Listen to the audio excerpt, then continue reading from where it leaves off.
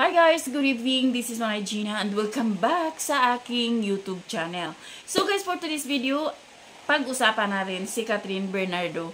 Kasi nga nung nakaraang Pilipinas Got Talent, alam nyo yung, ewan ko lang kung napanood nyo guys, pero I'm sure napanood nyo na. Yung tinanong ni Catherine, yung isang contestant, kung ano yung title ng song. At sinagot siya na, nagloko ka rin naman. Tapos, natawa lang ako dun sa reaction ni Catherine, yung pag-irap niya. Pero feeling ko lang, no, si Donnie yung nagsabi sa kanya na tanungin kung ano yung title. Panoorin natin, guys. Talent, lahat kami naniniwala sa'yo. Thank you so much. Wow. Thank you so much. Yung kanina mo daw kinanta, sorry, anong title nun? Nagloko ka rin naman.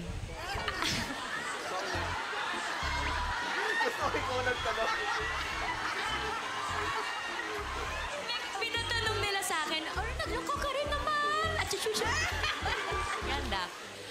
Good job. So yun guys, napanood natin. So anong take nyo dito? Maraming mga nagko-comments. Mabasa mo sa comment section na may mga nag-comments na sinasabi nila na, o ano ka, tinanong mo pa kasi, masakit ba? Natamaan ka, di ba? Para mga something ganun. So, sa akin, naisip-isip ko, bakit? Nagloko ba si Catherine sa relasyon nila ni Daniel Padilla? Parang hindi naman siguro. Iwan ko lang, di ko rin alam. Tsaka buhay nila yan, guys.